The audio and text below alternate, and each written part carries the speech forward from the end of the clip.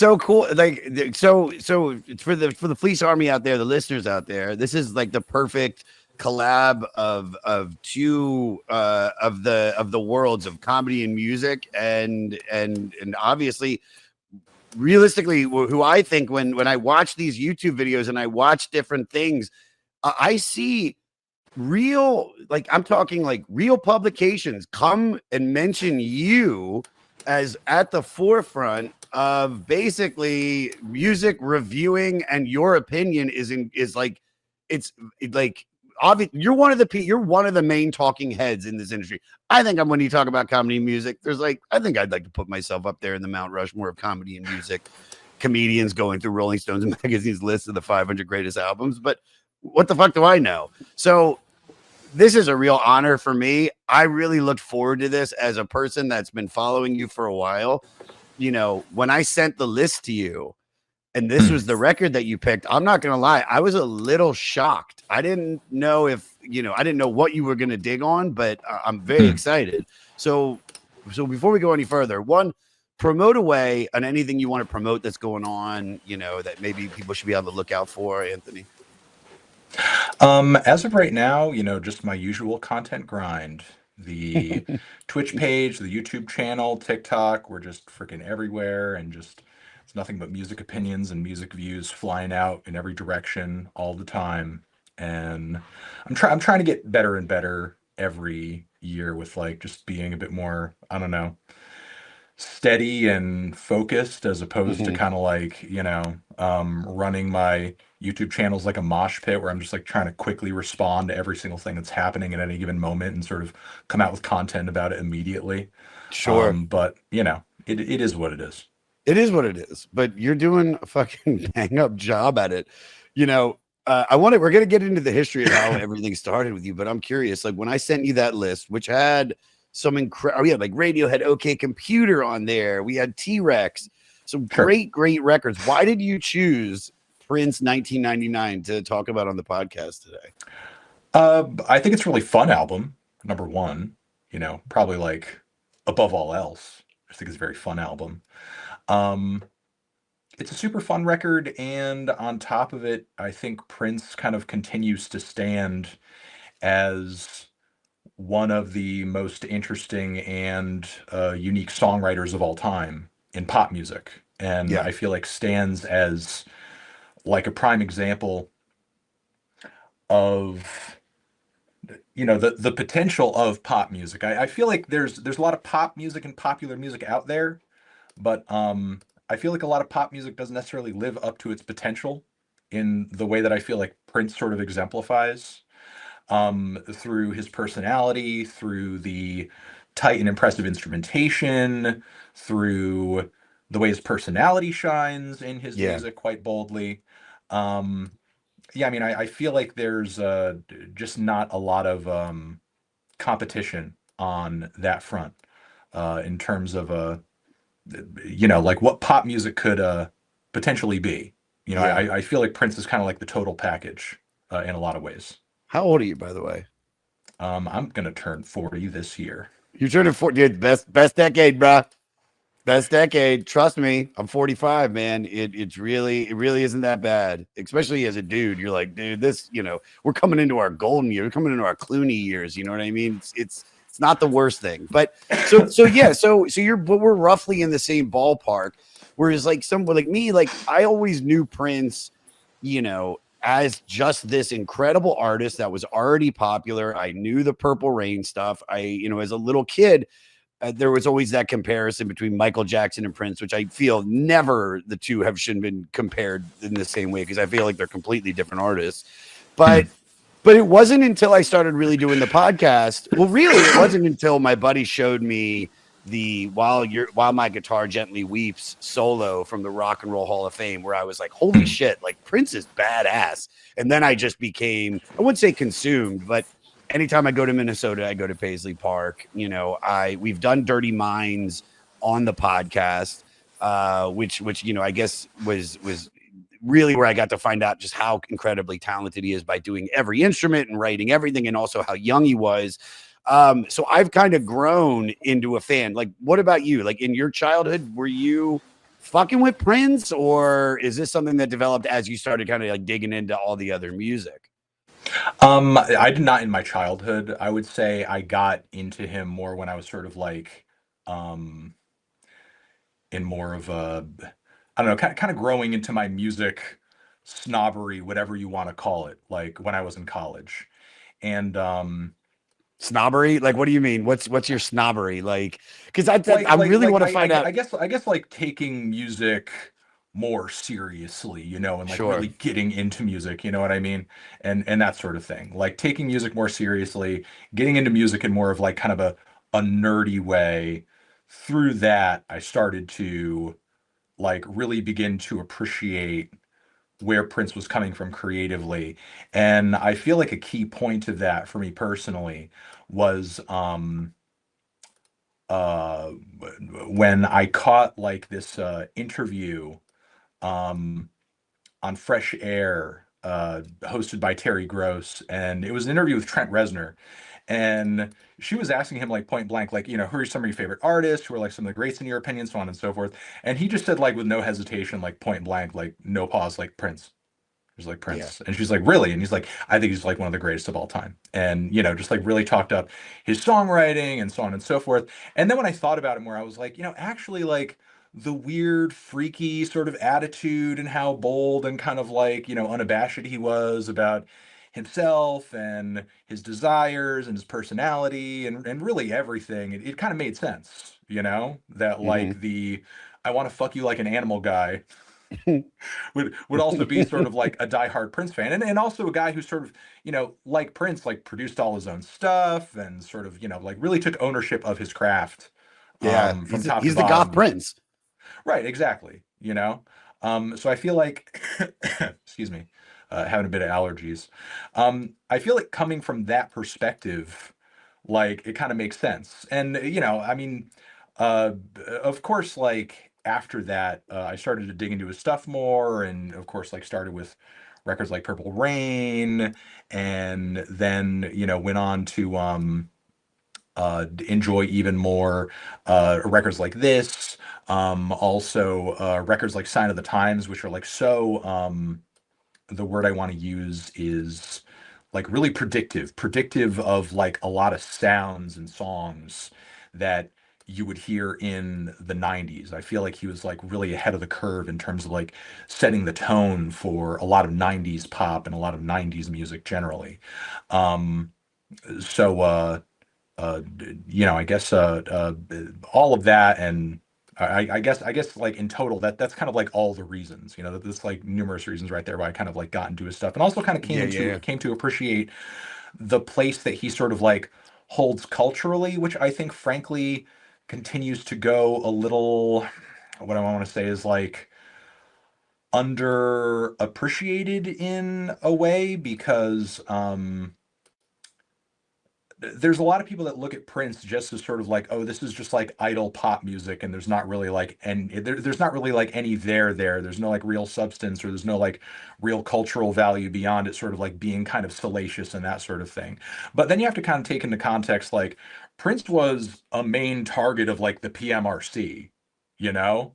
Prince was like a main focus of like these newly risen religious and political groups that were like really culturally on this crusade to prevent certain types of music from getting out there because they were offensive or they were salacious or you yeah. know they were like you know in sort of the view of that right wing conservative public like doing way too much.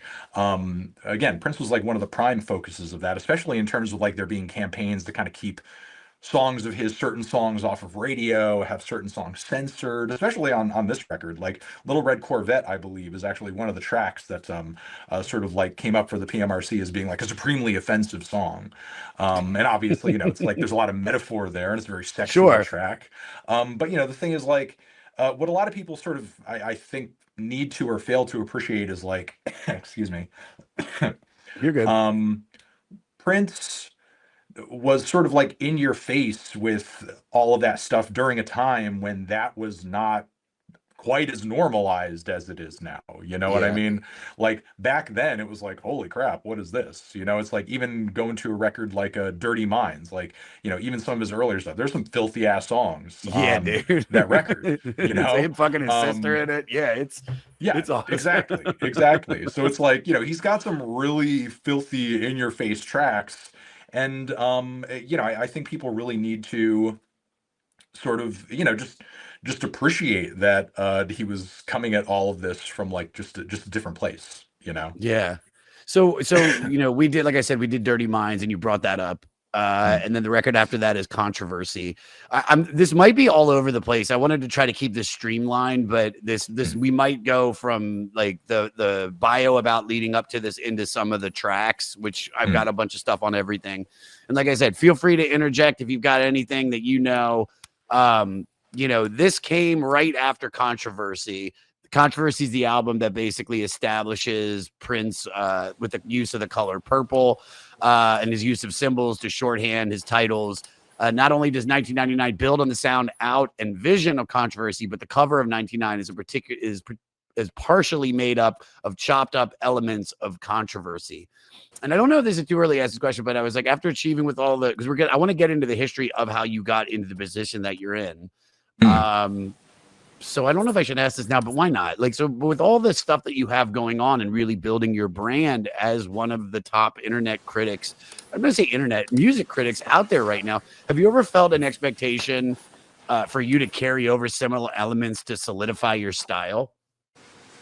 Like taste wise or Yeah, yeah, or just into other, you know, facets of building out. um not particularly. I feel like I've had to just sort of just be myself as much as possible. I Yeah, feel like um at the time that I was you know, starting what I was doing, I was kind of getting the sense that there was just a lot of music criticism out there, especially in sort of like specialty publications that might focus on like a particular genre, that sort of thing.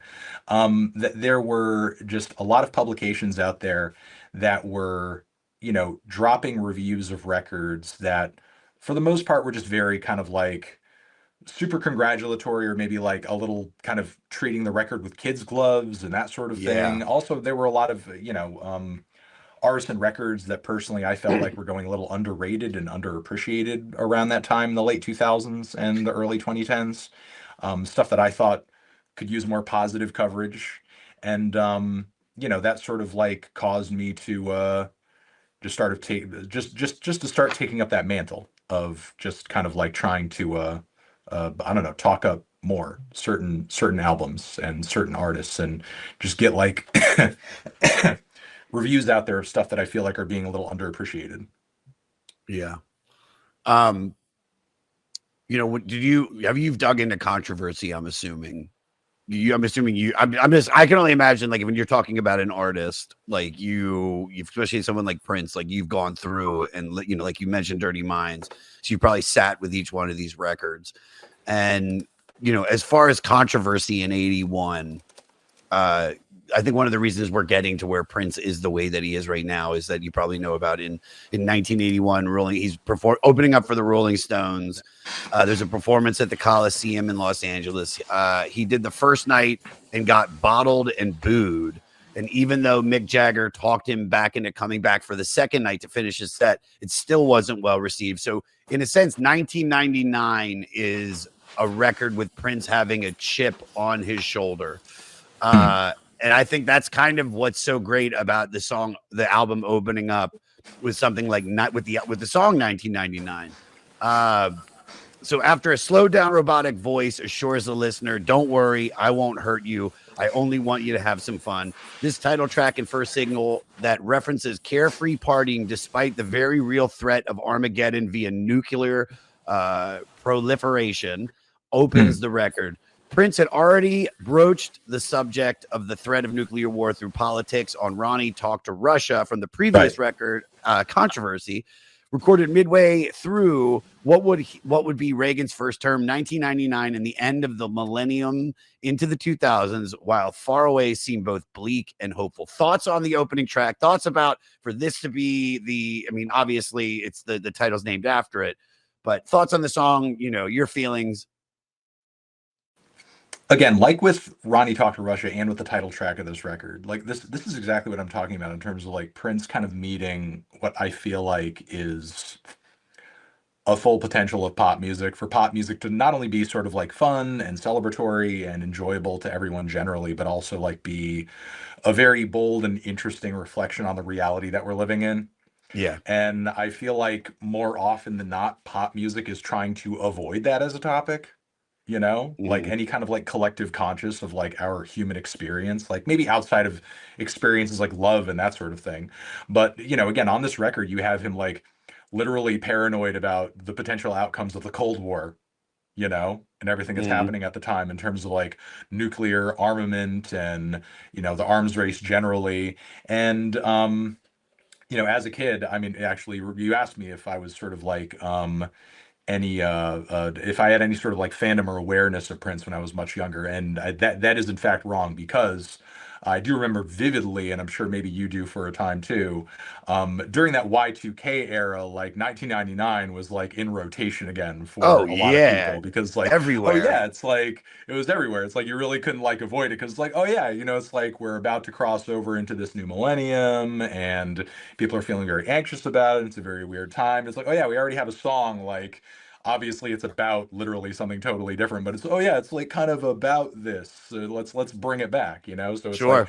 that song was kind of coming back, and you know, I remember hearing it a lot when I was a kid and being like, oh okay, that's interesting, you know. And sort of like, you know, just connecting that with the experience that I was having at the time, because there were a lot of adults in my life that were like, you know, really worried about that time period and that change during Yeah. that era. And you know, that anxiety is echoed obviously on the original song itself. And you know, again, I love music that does sort of like reflect on the human experience, the collective human experience like that. And Prince, I feel like through stuff like this, and through sexuality too, like connects to Yeah. it in a really deep way.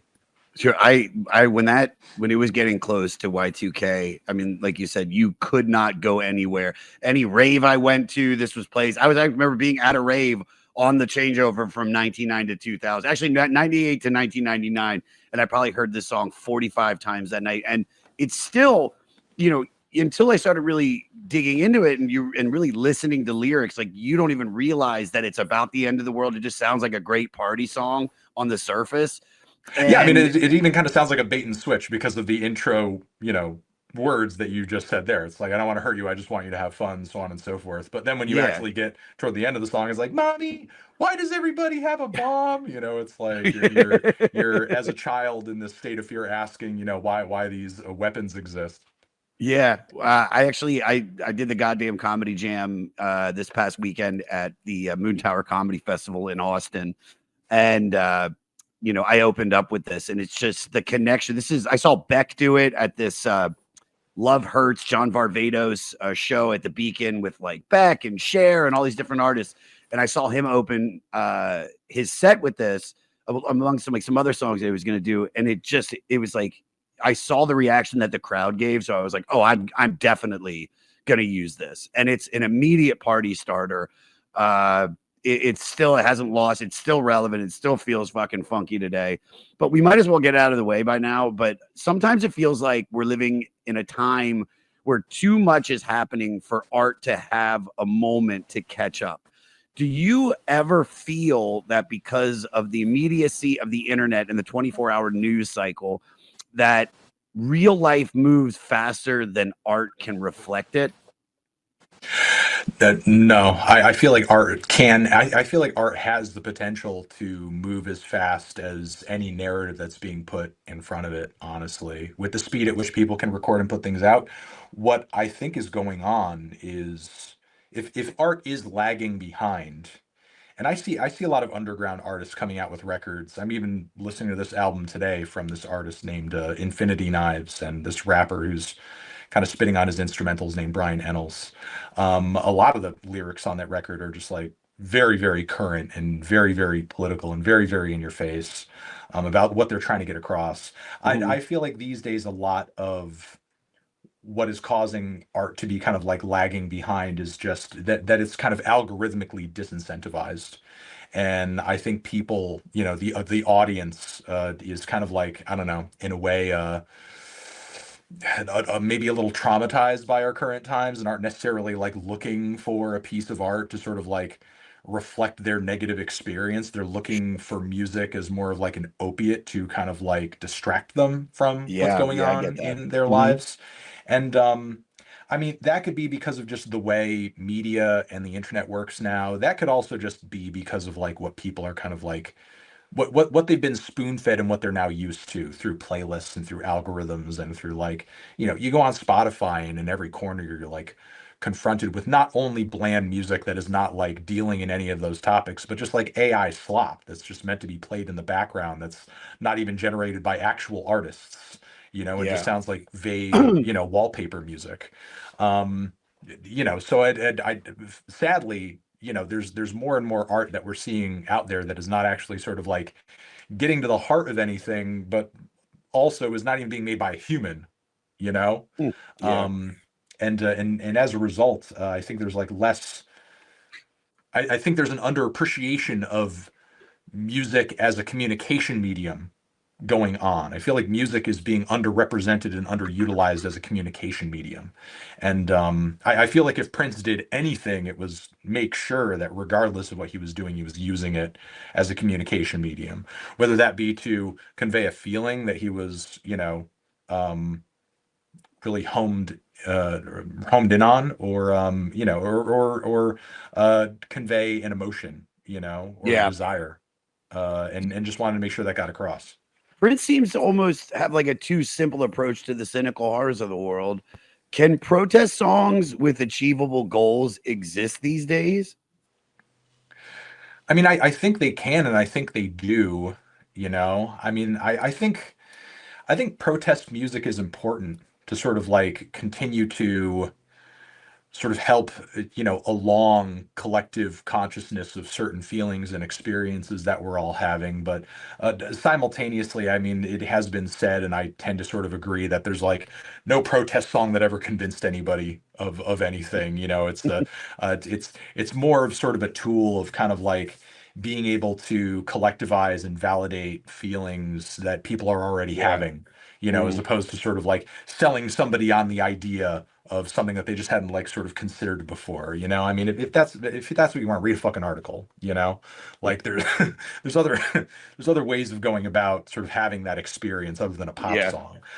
But that doesn't mean pop music, just because maybe there are other mediums that sort of like, create that change better because you can get across more in sort of like, a 5,000 word series of paragraphs. That doesn't mean you shouldn't try, or Mhm. that doesn't mean that your music shouldn't try to speak to something. Yeah. What would you say are some of the best protest songs? Like, I still my favorite one of all time is one, two, what are we fighting for? Don't ask me, I don't give a damn. Next stop is Vietnam. I fucking love that song for some reason. What would you say is like on the Mount Rushmore of protest songs? I think some of my favorite ones, and a lot of ones that I feel like are still pretty salient today, have been written by Phil Oakes. I Ain't Marching Anymore. Um, that song that he has about Mississippi on that record. Also that song that he has, Love Me, I'm a Liberal, I which don't is know this like, guy. I dig this. oh, you have to listen to him. He has, Love Me, I'm a Liberal is a classic. It's all about sort of like, and we're talking about like the civil rights era here. We're talking about, basically the sorts of, the whole song is about basically the sorts of fence sitters who at that time may have been like, I understand all this like racial injustice is kind of bad, but like, Yeah.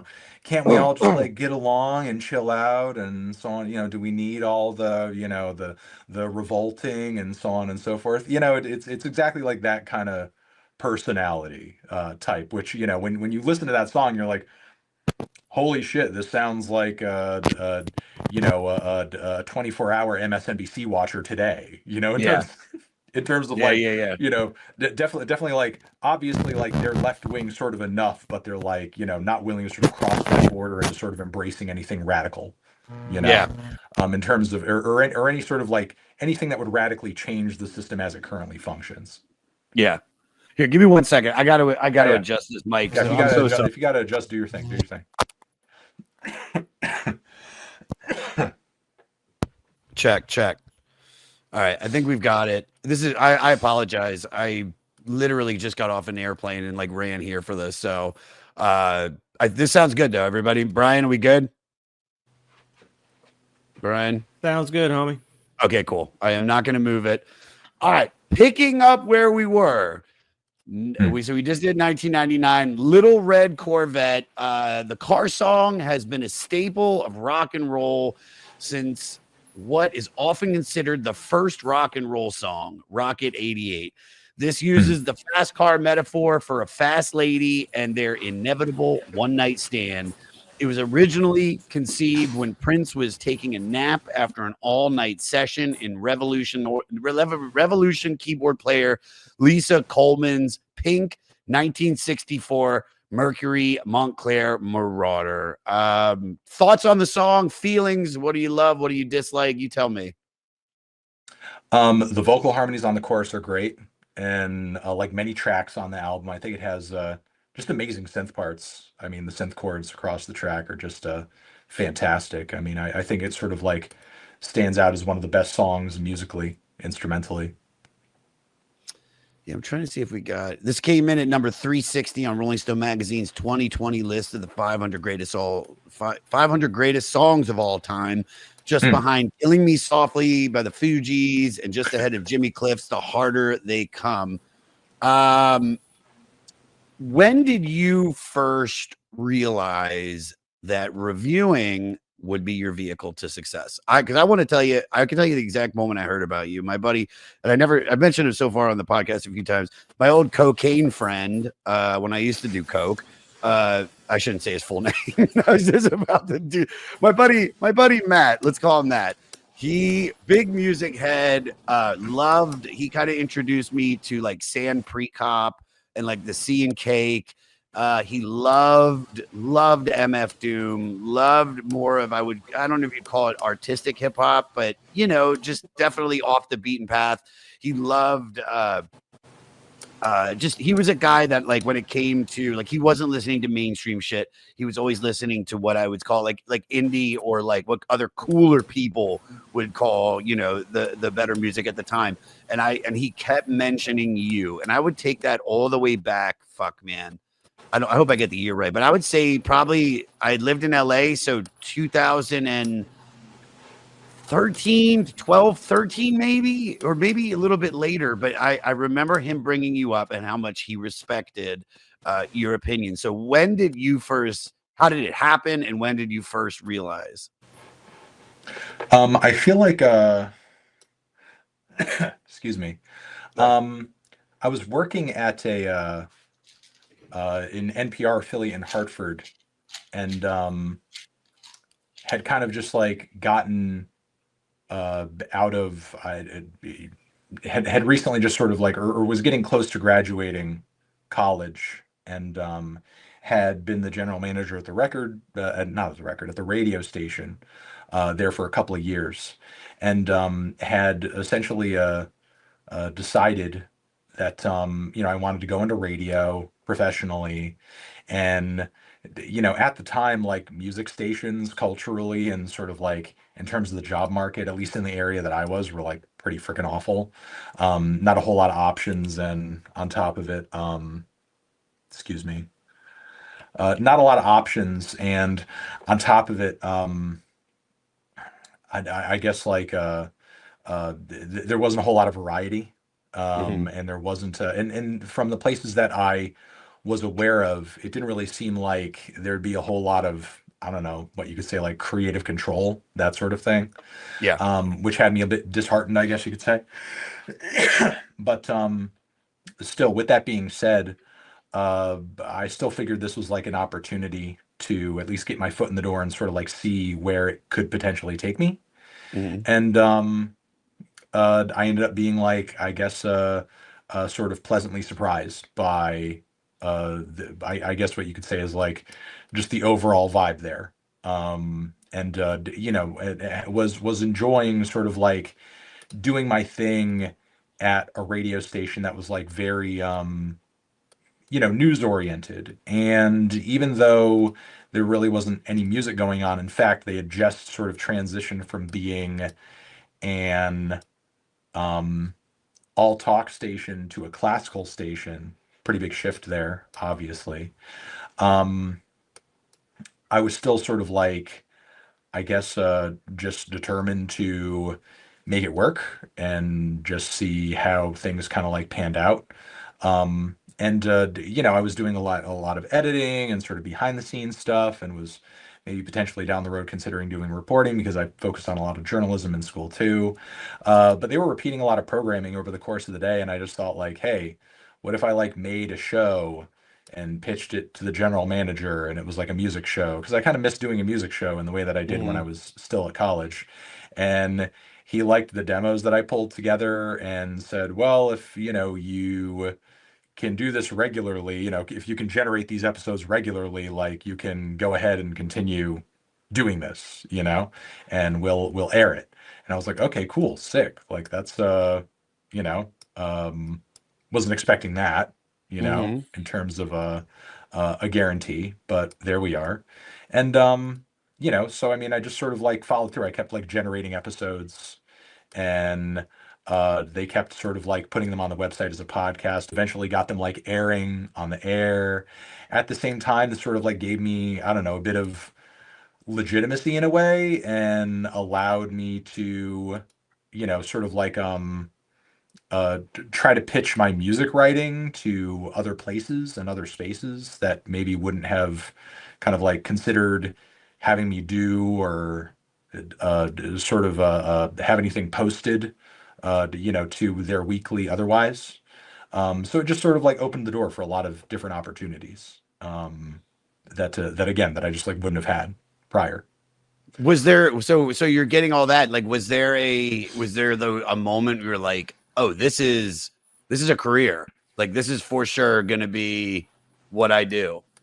That didn't really fully come into play as a possibility until like YouTube, Yeah. because what YouTube provided was essentially the opportunity to, um, excuse me, to do it professionally in a way that I just wasn't really getting just from, you know, writing for the weeklies that I was writing for every Yeah. once in a while.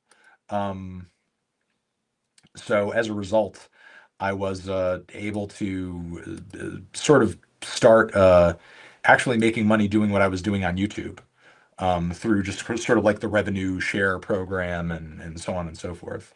Um, and YouTube you really, know, it's really is like you literally have your own TV station that yeah, pretty people can much. find. It's easy, and they are I mean, they probably would you say they're the most fair out of all of the social media platforms where it's like you said, revenue share. I mean, people make great livings just off their YouTube. No, they do. You know, it's like, I mean, I'm on like most of the social media platforms, and I mean, there's a lot of, you know, reasons to, you know, YouTube has issues just like any other platform, you know. Obviously, yeah. But I mean, you know, it's the platform that has been best to me, you know. It's the platform that has been best to me. So I mean, I can only like complain so much, you know, in terms of like the opportunities I've been afforded and the Yeah. brand I've been able to build over all of this time. That I don't think I would have been able to had I just, prior to YouTube, I was just sort of like writing on my own blog, you know, like my own like blogspot blog, like my own WordPress or whatever. If I just stuck to that, I wouldn't have sort of had the opportunities that, you know, I do now. If I had just sort of like stayed to that and not done anything else. Sure, sure. God bless YouTube, man. It's like I love it right now because I'm really obsessed with like all the movies from the 90s. And there's not just like, you know, there's just documentaries about that, but there's so many great documentaries that people, just regular people, have made that are interested in them, that are better than some of the stuff on Netflix. So whatever you're looking for. So if you're looking for a music review, you can find you. If you're looking for a documentary on RoboCop 2, you can find it there, which I am. So it's like it's really, really cool. And I think like, you know, I think it's only going to get, you know, hopefully like better and easier as we move forward. All right, I want to move on to Delirious. Before I read my shit, any thoughts on the song or anything you want to say about it? Because this is the third single. I think it's, you know, it's fast paced. It's a rock and roll infused tune. Sees Prince crushing on a girl that he can't handle. He actually first attempted to do this as a rockabilly song, which I found pretty interesting. Thoughts on it? No, I could kind of hear that, knowing that that's sort of like the background of it. I mean, I'll say for this one, like that damn little synth line, that the way it sort of slides up and like that always gets stuck in my head. It does, Like, really, yeah. As soon as I put that on, that's like such a slinky, funny little melody that always sort of like sticks with me every single time I hear this song. It sounds like it sounds like something that would be played during a challenge on Double Dare. You know, like one of those kind of Nickelodeon shows. Inadvertently, it does have. Yeah, it does inadvertently have like a little bit of a game show quality to it. It really does. Yeah.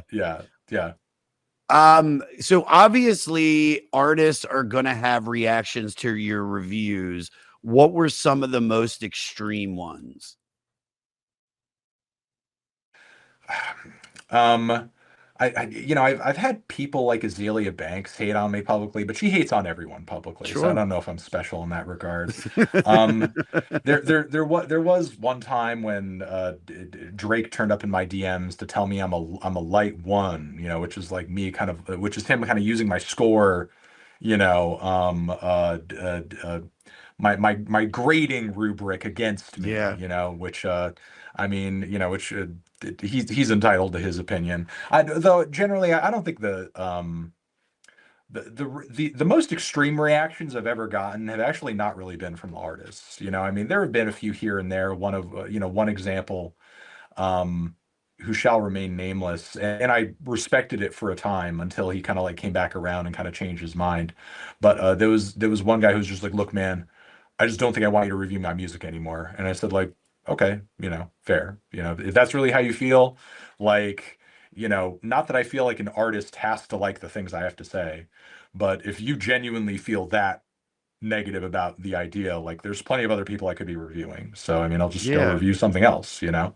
But with that being said, like the most extreme reactions I've ever gotten from fans, obviously, have always been from like the fans. Yeah. You know, who are just sort of like, and you know, look, the majority of any music fan base is like filled with just regular people who you know, are just like kind of chilling and vibing to the music. But you know, the internet allows the most obsessive and psychotic of every fan base to come together and form like Voltron to sort of like destroy anything and anyone that they sort of see being in the way of the success or happiness of their favorite artist. It gets quite crazy in terms of like people obsessing over you and tweeting at you every day and trying to dox you or sort of like threatening you all various sorts of ways, and just absolutely, you know, just absolute psychosis. Yeah, it's the fans, you know, it's crazy that people can get a direct line to message you about something, you know, and I think I mean, dude, you could send a message to the president and it can get to him, and he's responded to that kind of shit, and especially our president now. But you know, when you're talking about music in particular, and I think that's kind of why I have to be very delicate on the records that I'm talking about, because the first time I saw it was when I did the MGMT debut record. I'm gonna get the name of the album wrong. Oracular Spectacular. Yeah, and after a couple listens, I really loved it. And I might have said something. And there was an MGMT Reddit page, and they ripped me apart because this guy doesn't know MGMT, he doesn't know this. And I really gave it the college try. Like I think I back in the day, I used to listen to every album at least 10 times. And I mean, the first time all the way through, and you grow to love them, you know? Like, how many listens do you give each record, by the way? I try to give like at least 4 to 6 listens, maybe more Yeah. depending on if like I'm not familiar with the genre or maybe the particular place musically that a record is coming from. But I mean, at this point though, when it comes to something like, I don't know, like let's say like an indie folk album. Like I've reviewed so much indie folk at this point, and I have like such a working knowledge of the most important artists to me. It's sort of like the hallmark records in that genre. If I hear anything sort of like dabbling in that a little bit, it's like I have a very strong notion of like where it's coming from, what it's inspired by, what it's Yeah. Yeah. trying to Yeah. do, what if anything makes it maybe different from anything else that's come before it. Whereas, like, other records, depending again on how familiar I may be going into it, may depend on may require more listens or more research or whatever. But with that being said, it's really funny that that's like the album on that subreddit that undid you. Especially since like, and I love MGMT. I feel like if Yeah. you like really, really fuck with MGMT, that's like not necessarily your favorite record in their catalog. I feel like Really? most Yeah. MGMT fans would probably like admit that they've made much more interesting music since then. And Yeah. even the duo themselves, like, songs like Electric Feel, they're like, yeah, we kind of made that as a bit of a tongue-in-cheek thing, Yeah. you know like What, they themselves knew that they weren't like making super highbrow music and went on to make much more interesting music.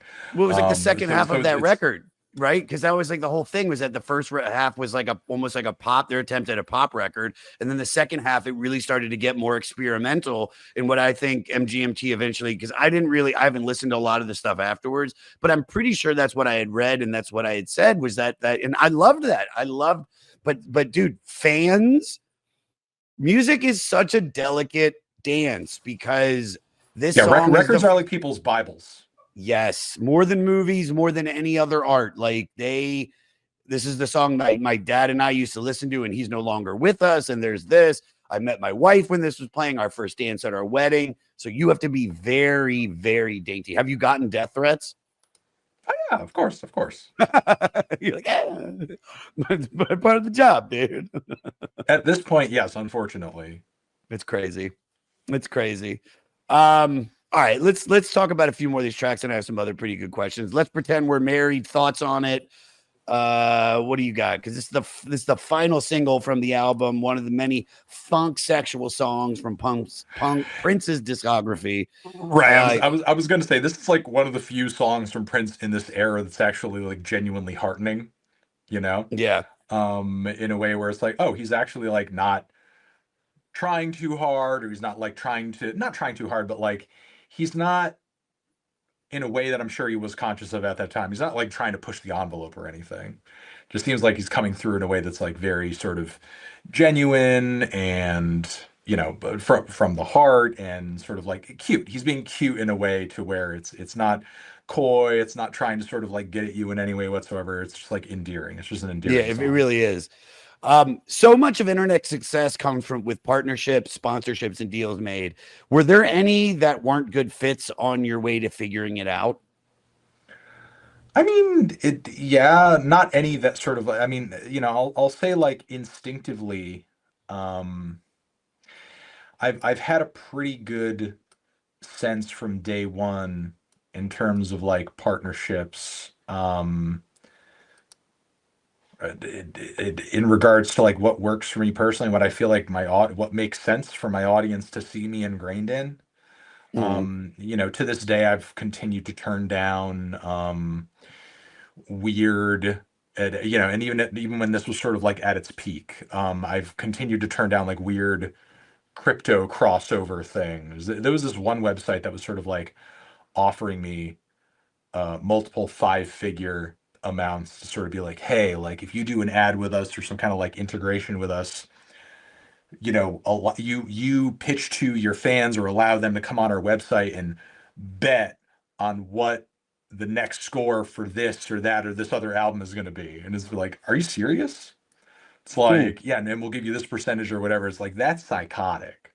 Hmm. Like you want me to tell my fans, hey, go to this website so Yeah, you yeah, yeah. can bet all this money on what score I'm gonna give the next Drake album. Like that's fucking unhinged. It's like I feel like that would be such a ripoff, and just honestly just like create a very horrendous Oh, situation. yeah, because you could also, do some real illegal shit by saying, all right, you place $200,000 on the next, Chapel Roan review, and Oh yeah, I'm well, gonna give it a and that's the other 4. thing. I could tell somebody, I could literally do some insider trading and just be like, hey, Yes. I'm gonna do this, so you go ahead and do that. So there's also that. I've also had like, websites come through and sort of like offer, hey, can we do a series of sponsorships with you where you use our like hair growth serum? And it's like, nah, that's okay. I'm I started YouTube bald. I'm gonna finish YouTube bald. I have no hair sort of like change or transplant plans. You I'm look good staying though. bald You the look whole good. time that I'm You on you got a YouTube. good head, dude. Like I Good do head not have a for it. divot. Yeah, you really do. A lot of people don't. You do. Good Yeah, for no, you, I dude. figure it works for me. So yeah, I've been avoiding crypto and hair regrowth is mostly what I've been avoiding. All right, let's move on. Dance music, sex, romance. Prince really perfected his own language in this song, in his song titles, and using this acronym, kept it Hmm. mysterious while still being peak Prince subject matter. Thoughts? What do you got? Yeah, and also in sort of like echo that same sentiment, like all of the album titles across his discography where there's like numbers instead of letters. I mean, and that sort of thing, or numbers instead of words, or even the Yeah. fact that like at that one point in his career, I mean, it's funny. I know but there are like a lot of younger listeners and music fans who don't necessarily know this, but there was that point in time where he was no longer Prince, I know. and he was just the symbol, The symbol. and people referred to him as the artist formerly known as Prince, to sort of like get that It's the across. coolest. He was very, very particular, like which I think is exemplified in this song and the production and the title, obviously. But I feel like that a lot of the time makes for some of the best artists, those who will obsess over a certain idea or a performance or a song concept, maybe not to the point where they're such perfectionists about it that they obviously get in their own way and they just don't release it, but care so much about what they do in their craft that they like really try to get as close to perfect as they possibly can, and like really nail it and give the audience something unique and different and Mhm. sort of like bold and challenging and So with because we everything we've talked about is where he's really coming into his own here, where he's becoming Prince. Do you feel that this album defines Prince? I feel like this era defines Prince. I feel like this Dirty Mind, um, Sign of the Times, and Purple Rain. I feel like this whole era like defines Prince. Um, Doves Cry too, I would say as Mhm. well. All of that. I feel like this whole era defines Prince in terms of like him just being at his peak artistically, commercially, also to a lesser extent. Sorry, I meant Parade when I said that earlier, but also to a lesser extent to the Batman soundtrack that he had inclusion Oh, I on remember. uh, during that time period too. I feel like this whole era defines Prince creatively. Like during this point in during this era, he really could kind of like do no wrong, you know, creatively Yeah. speaking.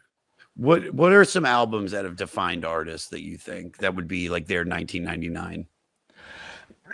Let me think. um, that would be like their 1999.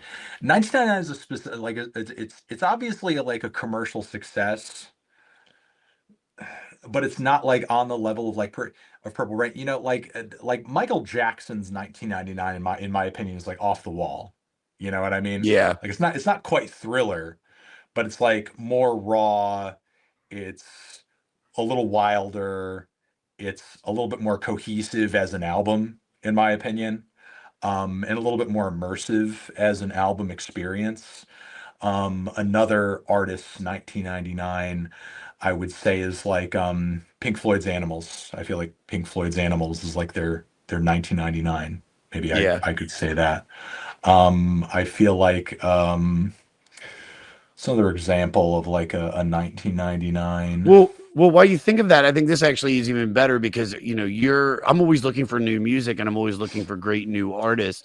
So, Hmm. as somebody that is on the cutting edge of music and reviewing and influencing, what artists do you think have already released their 99 and are about to release their Purple Rain?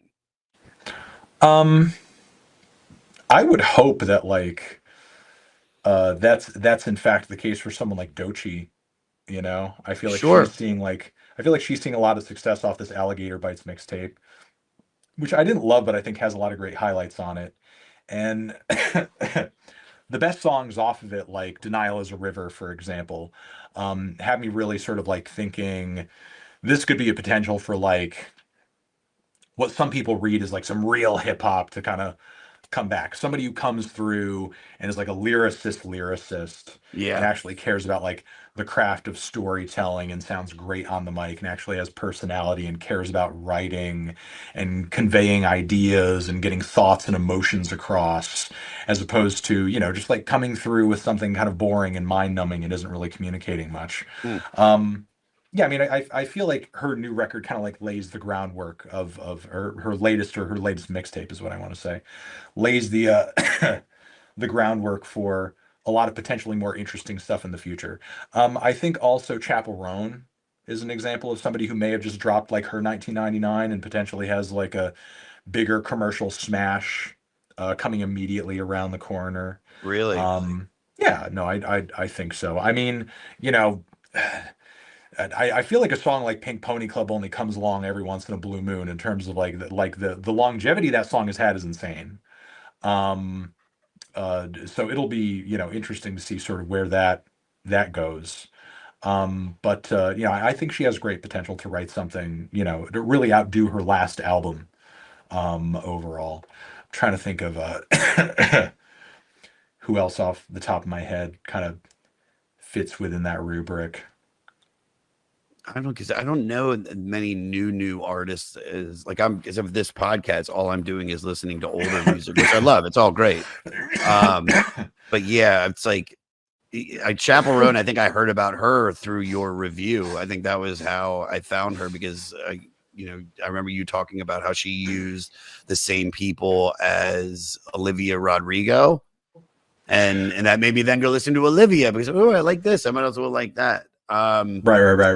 Have there been? I wonder if I don't know if this is even a good question, but who has been somebody that had their 1999 and then you're excited for the next record and then it isn't their Purple Rain. It's actually even worse than their 99. I think like I think maybe an example of that that could have happened recently. What was this? Um, Very left field experimental hip hop outfit that I'm usually a big fan of named Clipping. They just dropped a record recently that a lot of fans seem to love called Dead Channel Sky that I was Mm-hmm. not as into personally. Yeah. It is very kind of like a futurist rave rap experience with a lot of dystopian lyrics that sort of like dabble in again, I already said futurist, but like, futurism and sort of like technocracy, dystopia, that sort of thing. And it's got a lot of interesting aspects. I just think they've made like more interesting records. The previous set of albums they dropped a couple of records back to back. Were both horror movie themed Mm-hmm. and were just like intensely creative and dark and really cool. But I still think they're an insanely creative group, and I'm looking forward to anything and everything they um, do into the future. There was also a moment where after a couple of records, How I'm Feeling Now, also uh, her self-titled album, which was just named Charlie. Charlie XCX came out with a few records back to back that I thought were amazing, and they both had like very kind of like weird left field pop appeals to them. Mm-hmm. And then immediately after, she kind of went into this album cycle for this record named Crash. And she herself has admitted that that album was like really her trying to come through with like very mainstream sounding hits that would be like widely palatable to the greatest amount of people possible. And it just didn't really sort of like generate the kind of, interest that I think that she was hoping. For sure, like there were some fans of the hits, but it didn't really go that far for her commercially. And then she kind of went back to, I guess, what you could argue are like her roots, working with some of her older producers again, and making pop music that was a little bit more like kind of club centric and left field. And that's how the album Brat came through. And I'm sure last year you caught wind of Brat Summer at some point. Oh yeah, It ended up being one of the biggest musical phenomenons of 2024. So it's always cool to see a bounce back, yeah, for sure, for sure. and really sort of like see it pay off when an artist sort of sticks to their guns or sticks to their roots as opposed to sort of like branching off in a way that doesn't necessarily play to their strengths. Sure, totally. All right, Free. Thoughts on Free while I pull up the fucking. I've got this song encourages people to count their blessings and be thankful for what they have. Your thoughts? Sorry. You're good, dude. Dude, you're in it, dude. You're in the thick of allergies, bruh. I know. It's so bad. It's so Connecticut? bad. Yeah. Yeah. Is it hay? Is that a real thing? Hay fever? Or I don't have. I don't My know whole what it family has is, but allergies. I just been nothing but just like coughing like crazy. Um, Again, I feel like this track just kind of speaks to how thoughtful Prince is as an artist, and the fact that he's like, and he delivers songs, and I feel like there's a lack of this these days. He delivers songs that sort of like really cause you to kind of focus on what it is he's trying to get to the heart of. And on Hmm. this one, he's like, pushing people to be more conscious of themselves and their lives and be appreciative of, who they are and where they are and what they have and so on and so forth. And, I feel like trying to instill appreciation and maybe a bit of some humble feelings as well into music fans and people generally is not necessarily a bad thing. Again, it sort of seems like he took and I feel like there's a lack of this these days too. I feel like he took a certain like responsibility with his platform, and he said, and thought, well, as long as I have this, I might as well spread some kind of message that might help people or do people some good or something, Sure. you know. And there's certainly like examples of that out there today, like a Kendrick Lamar or something like that. But I feel like it's one of the many things that, as I've been just kind of saying, make me just like appreciate him as an artist. Sure. Speaking of Free, not to take anything away from this song, which is beautiful and like we said, actually about freedom. Let's take this idea actually literally.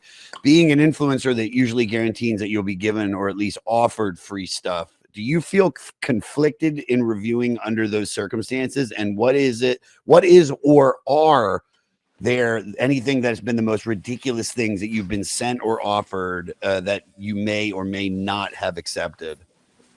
Unfortunately, like it's really in the music commentary space, be it sort of like either on YouTube or on other various social media platforms, it has been sort of like normalized to like behind the scenes be on like record label payroll, or like to one degree or another, to sort of like help them push out artists and so on and so forth in a way that comes across to listeners as like organic. It's like, oh, yeah, we're just reacting to this song today, or I'm just going to post a tweet about this music video that just dropped, or we're going to, like post about this random, stupid, made up news item about a thing that isn't even true or is sort of Mhm. like, manufactured to sort of like be a controversy point or something that gets interest generated in the artist that we're trying to sort of like build a fan base for and so on and so forth. There's just like so much music discourse out there these days that is either like botted or it's paid for in some form or fashion. Yeah, And unfortunately, like the people who are engaging this aren't really sharing openly with their audience that like, oh yeah, this is like it's effectively an advertisement. It's like you're being paid to advertise this particular artist or this record or something, but you're not like being forward with your audience about whether or not that is the case. You're just like doing it silently, because you know that if you were to tell your audience that this is the case, in a lot of them anyway, that you just that they would sort of see that and just presume like, oh, well, you're only saying that's good because you got paid, Yeah, or you're only saying that's good because you know, the label told you to say it was good. Um, so you know, it's a little preposterous in my opinion that that sort of thing is like becoming more and more normalized. sure, sure. It's also so funny that the next song is called "All the Critics Love You in New York." Um, thoughts on it before I pull up my little mishmagosh? What do I have? Well, This song. Go ahead. Yeah, I also please. wanted to say, Lady Cab Driver is one of the longest songs on the record and is just a great jam. Oh yeah, Like DMSR is like a really great immersive sort of odyssey of a synth funk track that you could like really get lost in. I feel like it's you know, one of the better and again more immersive performances on the entire record. But well, you know, this record, um the critics track is one of the reasons I like, you know, this album. You know, not that I sort of like obviously agree with every single thing that Prince says on it, and you know, I could also see sort of the merit in what he's saying as well, because you know, during this point in time, like obviously Prince is perceived as a very influential, groundbreaking classic artist right now, but between the envelopes he was pushing and sort of being under fire by certain social groups at the time, like he had his fair share of critics and, you know, didn't feel like he deserved all the flack that he was getting. And he was not yeah, beloved by everyone at, you know, this point in time during his heyday, which I feel like is, I feel like is something that's often kind of like lost with, you know, I feel like that context is often lost when it comes to records and artists, sadly, that uh that becomes kind of classic over time. You know, whether it's like this, or whether it's like Pink Floyd's The Wall, or whether it's like Nirvana's Nevermind, for example. I feel like those records just become so ingrained into regular everyday culture that they no longer seem radical to us anymore. yeah, And unless you lived during that time, you're not really subject to, or you don't really fully understand what made those albums subversive at the time that they came out, or what made them edgy, or what made them different, or you know, the fact that Kurt Cobain was like openly hostile toward anybody who was like racist or homophobic or anything like yeah, that. You know, like if he were around today saying that stuff, if he were still alive today, you know, he'd have morons on Twitter reacting like, "Oh, you went woke." Like yeah, this, yeah, you know, yeah. this just like it's shit like that, and it's like, get a fucking grip, you know. It's like Mm-hmm. the only reason that you think that is because you don't have any context or understanding as to why as to what any of this stuff is coming from, you know, or Yeah, what, or even what it's saying. You know, it's, I mean, there are people that like listen to Rage Against the Machine and like see the stuff Tom Morello says on social media. It's like, oh, now you're raging for the machine, and it's like, no, they've always had these opinions, man. This is like who they are. This is always what they've stood for. You know, yeah. you're the one who's either changed or sort of like clueless as to what's going on. Well, speaking of changing, as your judgment and your tastes have changed, being as a critic, have there ever been something that you've like, or how often do you go back to check on whether you still agree with your assessments? And are there any notable examples of you changing how you feel and announcing it publicly? Yeah, I've done some videos on that here and there. You know, either in sort of like a series that I haven't updated in a while, where I just like kind of will maybe list several albums that I feel like have either grown on me or maybe I'm not as jazzed about as I was when I once listened to them. But I've literally gone as far as to like re-reviewing a couple of projects, like based on either my personal feelings changing or things about the record changing. Like for example, Kanye's The Life of Pablo, before he went fully crazy. Mhm. When he first released the album, and this is kind of his first album cycle like this, it wasn't fully done. Before the record reached the point where it is now, it underwent several tracklist I remember, changes, yeah. song changes, and also like really, really, I think defining mix changes as well. Like a lot of the songs right out of the gate sounded like muddy as hell. And all of that were all of those things compiled into stuff that just kind of took away from the album for me. And then I think I went back to the excuse me album like maybe 9 months later or so, maybe a year later. Yeah. Um, with all those changes, because at a certain point, like I'm doing a review almost every day, you know what I mean? Yeah. And there were so many news items and articles like cropping up all the time, like, oh, Kanye changed the album again. It's like I can't keep up with every fucking one, Sure. you know what I mean? After a certain point, it just kind of got annoying, and it's like I'm just tuning this out and going to go pay attention to other things. But there were Sure. at least several songs on the album that I really liked when I first heard it, you know. So I went back to sort of hear those songs, and I was like, whoa, these are sounding way better. And then, then I went back and I was like, oh, okay, wow, there were like at least several mix changes between when it first came out and what this is right now. And then I even found an original sort of mixed version of the album and sort of did a side by side comparison. I was like, okay, this is actually like significantly better. And then I went on to re-review the album and I was like, oh, actually this is a lot better now. And I kind of, inched the score up a few notches.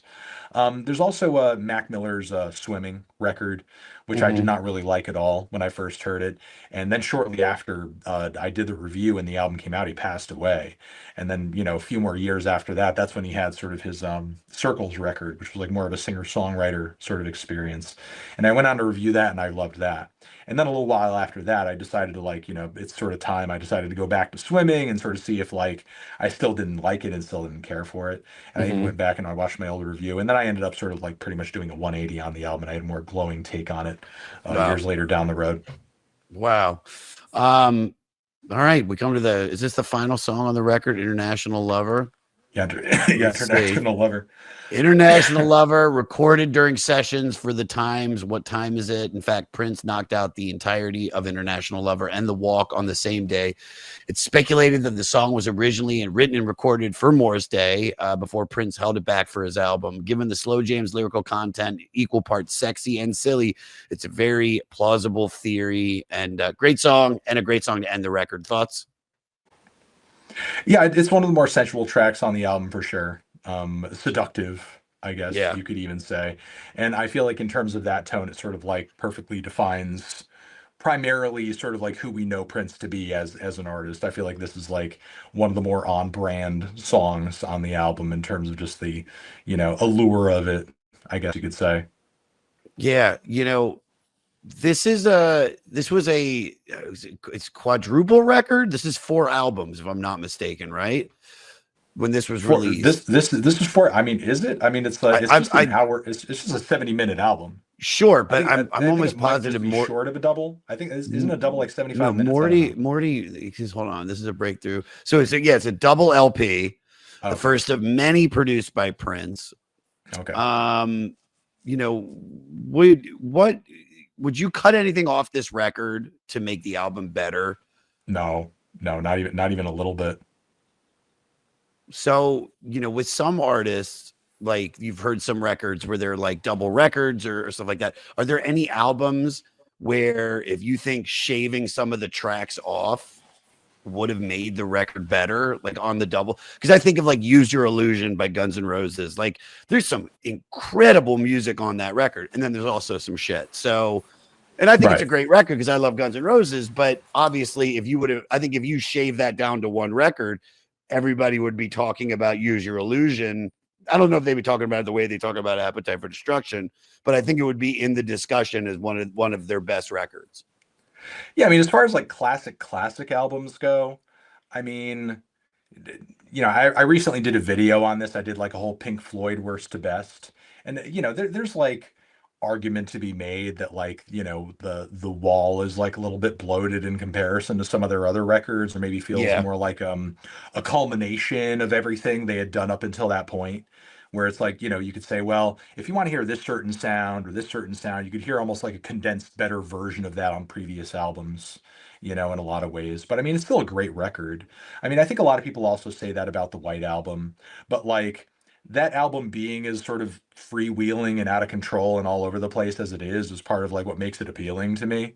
yeah, It's just like kind of doing a little bit of everything, and some of it's kind of zany, some of it's weird sounding like little reggae obla di obla da song, whatever. It's like it's just kind of do a little bit of everything. It's just totally out of control, and that's like kind of what makes the record intriguing to me.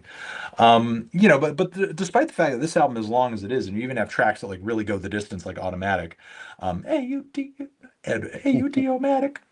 Um, Despite all of that, like it all feels very fluid and cohesive and immersive. Like there's no song on it that stands out as like, oh, this is kind of like a weird, out of place thing that doesn't really make any sense. It's a very cohesive album. Yeah. It's rare that you get, even during this time period, albums that are this long and just feel still so together. You know, Hmm. um, other records that I feel like also go the distance, but like also somehow manage that are like Joanna Newsom's "Have One on Me," "Songs in the Key of Life." These are big albums, but they still sound very, very like there's still a very focused vision throughout the entire record in terms of like what they're going for and what they're doing. So I think I read here this was originally a double vinyl album. It was soon released as a single vinyl album and removed DMSR and automatic. DSMR, automatic, All the Critics Love You in New York City, and International Lover. On the cassette, the only ballad Free was moved to the end of side one, but the whole record fit on one cassette. While the CD was finally released, DMSR was omitted because there wasn't enough room on a single disc. Um, That's years kind of crazy later, because, like, at least from what I remember, and maybe this was like the very first earliest CD recordings, which it could have been the case because, like, obviously Prince would have been popular and commercially successful in such a way to where he probably would have been considered for such a thing. But I thought the first CD copies that came out of the gate were like 75 minutes. yeah, they were. Um, Yeah, so and from what I understand, the album runs just short of that. But what you say is I didn't know that about the cassette though. But that's just like one of the many funny things about just sort of like the physical mediums that we used to kind of have to consume things on back in the day. I mean, exactly. and cassettes were my first cassettes on the radio were like my first introduction into music. Just like Same. having like a little boom box and collecting my tapes and also just like copying songs off the radio that I liked on Oh the boom yeah, box that I could listen to them later, stuff like that. And these things had their, I mean, they were great and they were convenient in some ways, but they also had their limitations. Like you've got to completely change up the track list to fit all the fucking songs on it. sure. And years later, a lot of the artists would take advantage of the fact that the CD was longer than the record, and they'd fill it. People like Red Hot Chili Peppers did that. Can there be too much of a good thing? Yeah, and sure. I mean, why not? Yeah, I mean, with music, I mean, if it's great song after great song after great song, sure. But I still think that sometimes, especially from doing this podcast, that I've seen it where it's like, oh man, like if they would have taken, because one of the questions I always ask, which we're about to do the final questions, like, what's your favorite song? What's the song you skip over? Like, what should be left off? Like this record. So, I've seen it with a lot of incredible records. There's usually a misfire. I don't call it a misfire because that takes away from the album or whatever. But still, it's like I think sometimes too much. Too many songs can take where this could have been a perfect record into the term of like yeah, it's great, but it's not. It has that moment. Is there notable like one song albums where you're like, damn, if they could have just left that off, it would have been a perfect album. I mean, in the case of this album, I don't feel like there are any skips. Yeah, I mean, there are some songs that are definitely excessive and kind of like go the distance, and maybe you're not like always, man, I wish there was like a single edit of this or something like that. sure. It's like a song like Automatic, for as catchy as that song is, it's funny that it goes on as long as it does. However, that's not to say like obviously Prince is infallible or that there are instances of that on other albums. I mean, when you go past sort of like the mid to late 90s and you're really getting into that sort of pocket of Prince's catalog, like it's a bit of a no man's land in terms of like, you're really struggling to find a great record. And on top of that, like, we talked about Dirty Mind earlier, like I know it's short and it's obviously not demanding a lot of time of you, but like, sometimes I do sit there through Sister and I'm like cringing. It's like, Yeah. man, you really did write this gross ass song. Like, I mean, I know you're kind of trying to push some buttons here and maybe speak You're to some you are experiences or pushing them, something. dude. But you're really kind of going fucking you're really kind of going fucking overboard here. I mean, that's what I love Um, about him. That's what I love about Prince, man, is that he doesn't seem to give a shit and he cares about what is inside of him needs to get out. And if that day he was feeling that, that's what he did. And the fact that he put it out and not give a fuck of what the critics thought or what anybody thinks, even changing his name. I mean, dude, he's an artist. The more you dig into the story of him and how talented he really is. I feel, maybe not album sales wise, but you put him, you put him up there with Stevie Wonder. You put him up there with the Beatles. You put him up with some of the greatest musical minds, and the fact that we got to live through him and really come into our own. I mean, we missed it like my writer Morty, who really got to grow up with him. But I don't know if there's many more people as talented as him. I mean, even his fucking Super Bowl performance, it's just he covers a goddamn Foo Fighters song, and because he doesn't give a shit, like he's doing whatever he felt like doing in that moment, and that's rad. yeah. No, I agree. I mean, like obviously his willingness to go against the grain and totally like skirt any kind of like social norms and limitations and so on and so forth, like, with any person that can have its downsides. I mean, I feel like we're sort of seeing that in a huge way with like, Kanye West right now. Yeah. But simultaneously, artists who kind of like have that instinctively in them as like a personality trait. I mean, that also drives them to kind of like pioneer into ideas and sounds and concepts that maybe other people are afraid to or are less apt to. Who is the 2020s Prince? Who do you think is the guy that's taking the torch? At this point is kind of like Tyler the Creator. Really? Yeah, because I think he has a similar sort of like flamboyance and eccentricity about him in this current era of his career, and he's like very into sort of like presentation, very creative production, really getting an idea emotionally across in his music as well, and sort of like reinventing himself visually and aesthetically with each like new album cycle as well. I feel like he's like kind of got that freaky streak as well in his music, especially on this new record where he has actually some pretty freaky tunes, sexually speaking. But yeah, I think he's somebody who, while he is obviously predominantly categorized as a hip hop artist, as far as like pop culture goes, somebody who's like making popular music where he's like really sort of letting his freak flag fly and really sort of like putting his personality out there in a very bold and uncompromising way. I feel like he's kind of the one at this very moment. So Morty, my writer, he's probably in like mid 50s. He just took his daughter, who's like, I think she's like 16, to the show, which I thought was really cool to be the cool dad because he's not particularly in. I'm not saying he loves music. He knows music. He's a DJ. He's one of the coolest. But yes, I myself, I really feel bad because I see Tyler the Creator keep coming up in so many people's love for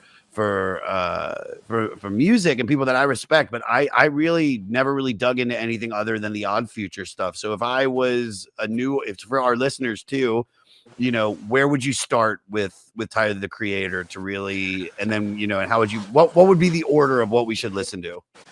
I think you should probably listen to Flower Boy if you're new to Tyler, the Creator. I feel like that is his most palatable album. Um, the album he came out with after that, Igor, I think is his best album, but it's not as rap centric. Mm-hmm. It's a little bit more sing-songy and more tuneful and a bit more soul inspired, and it's kind of a concept album about a relationship kind of falling apart and a bit of a love triangle thing.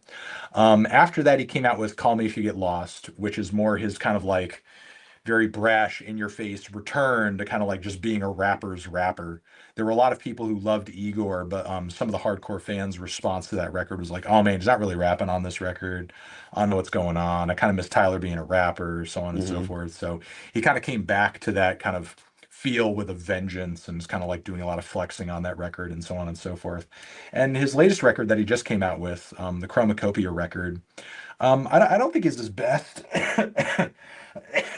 Personally, I think actually in some ways it may be the weaker of the four, but it's still an insanely creative album, and I feel like he's pretty much proven that he's on a bit of a run here creatively, and even a record that by Tyler standards is fine, is decent, is good, is like on average at least like 2 to 3 times better than the average shit that you're seeing out there in the mainstream Sure. these days. And there's still Sure. incredible songs on the album that, like, while they may not snap, they're still profoundly personal and emotional. Like one particular track where he's like reflecting on his, connection or lack thereof with his father, and so on and so forth. So certainly some of his most thoughtful and interesting material to date on the album. It's just not his most consistent in my opinion, but I feel like from Chromacopia, Call Me, Igor, and again, I would start with Flower Boy if you're completely unfamiliar. Oh, He's yeah. really been on a great 4 album run as of late.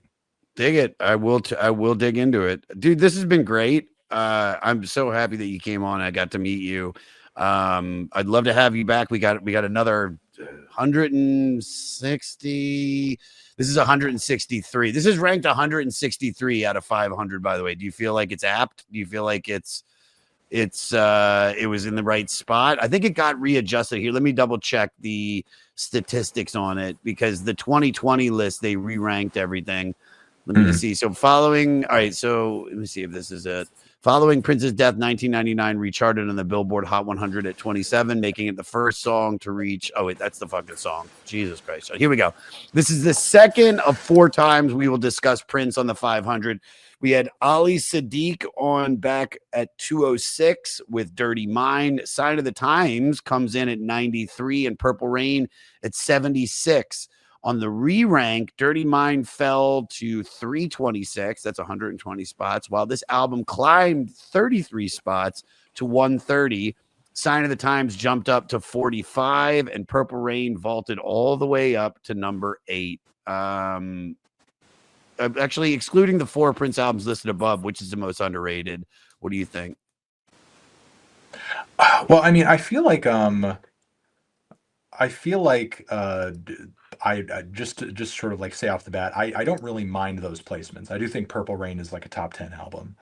I do think more people need to sort of like consider Parade generally. Probably more conversation about Diamonds and Pearls is Yeah. warranted as well. But with that being said, like those are not bad placements. I disagree with the original rankings that you were saying earlier. Okay. I do feel like this at the very least is like a top 150 album of all time. Sure. Sign of the Times is like a top 100 album, and Purple Rain is the top 10 album, like of all time. Up there with like What's Going On and stuff like Yeah. that. Yeah. Yeah. Yeah. Yeah. Yeah, the 2020 list is almost completely different from the one that we're doing. Dude, this has been great. So let's do the final questions, get you out of here. Favorite song on this record? Hold on, put your mic back on. Is the mic? Do you turn the mic off or? Sorry. Yeah, Oh, there I it is. turned the mic off because I was Okay, yeah, coughing. yeah. I Go ahead. apologize.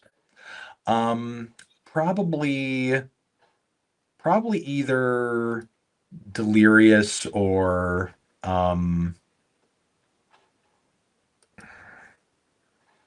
yeah, probably either Delirious or the Critics track on the back end of the song. Nice. What's least favorite track, or is there anything that you skip over? I wouldn't say there's anything that I skip over, but I do think like, sometimes I'm not always in the mood to hear all 9 minutes of Automatic, you know, but Yeah, like yeah. still it's still a highlight on the album. Sure. Can you fuck to this record? If you can't fuck to any Prince album, you can't fuck. I know that's I'm I gotta I'm ask. Gotta sorry. ask everybody. And what would be your elevator pitch, or how do you sum this record up to somebody? Um, I feel like I would sort of just sum this up as like one of the greatest pop albums of all time, and I feel like it's an example of like everything pop can be. you know, and I would say one of the best synth funk albums of all time. Dig it. I would say a Anthony, synth funk essential. essential. You heard it here, everybody. Anthony, this was great. Thank you so much for coming on, buddy. I'd love to have you back. So thank you. Thank you, sir.